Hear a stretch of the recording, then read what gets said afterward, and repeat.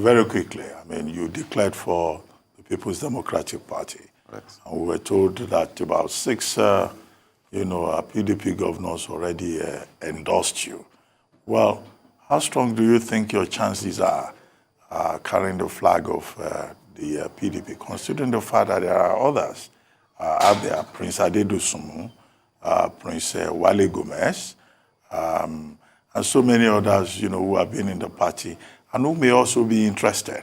And some of them, like Gomez, for example, Gomez has been touring local governments. So what do you think your chances are picking the ticket? All right, thank you very much. First, let me try to correct what has been going on using the word endorsement.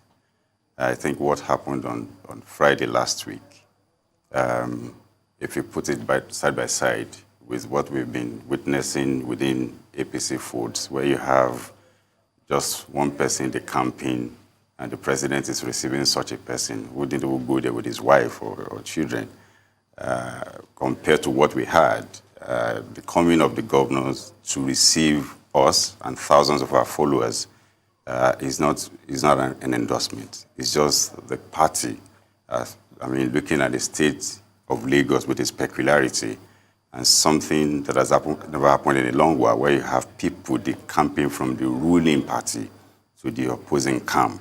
I mean, that's the news there. And you agree with me, everybody wants to come and jump.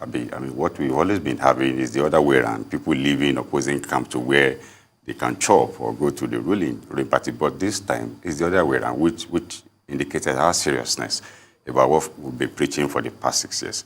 Having said that, with due respect to other aspirant existing members of the PDP who also want to aspire for this team, like we said, what we fought against in our previous party has been this issue of giving a level playing field. I will agree with you. The names you mentioned, they are also equally qualified to be governor of this state if given the opportunity. And we're coming to also subject ourselves to that fair contest among all of us. And whoever picks the ticket at the end of the day will fly the flag of the party. And what we are bringing in, as Lagos for Lagos movement, is to win for the party, irrespective of who gets it at the end of the day. But I just do know that, amongst everybody, the party will critically look, or the delegates will critically look at which one of these people can actually win a general election for us. It's left for the delegates to decide. So what we had on Friday, just like I said it yesterday, it was beyond us decamping from APC to PDP. It was like a final burial ceremony of APC in Lagos State.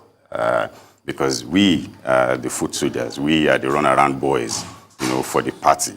And we've left. And the moment this is done, it shows that they don't have anybody they can send on errands anymore. So they're all by themselves now. And that is what we try to showcase on Friday. And our coming to PDP is just to choose, or to give Lagosians that right to decide who governs them. Okay, it's just for us taking a decision to subject our aspiration to the wishes of the generality of Lagosians as against the mood of an individual, which is likely going to play out where we were. Somebody will just wake up and decide to say, no, irrespective of how much qualification and experience you've got, you can't go anywhere. I've got somebody who will do it. And what has that given to us? You see it in what is playing out. We eventually produce a governor who never envisioned to govern, who never prepared to be in office, who don't even know the right from the left. A governor who wouldn't even take responsibility. You can't be perfect. You don't expect it to be perfect. But the moment you realize that something has gone wrong, as the chief security officer of the state, you come all out. Take responsibility. Apologize to your people. We saw it playing out in the NSAS and even the JPI report aftermath. I wouldn't argue whether there was a massacre or no massacre. The moment I set up a panel and they come up with something. But the fact that the government pathologist even said there was one death in Lekki, I would have considered that one death too many. And apologize. Or would I be arguing whether I called soldiers to Lekki or I didn't call soldiers? The fact that soldiers were in Lekki, where I am the chief security officer, is enough for me to Stop shifting this blame. Take responsibility and do the needful. I think this is what was missing. Or is it the Magodo show of shame? You can say it for whatever you want to say. I will have to sit in my office. What is happening in Magodo? I already know what is happening in Magodo because I'm the state governor.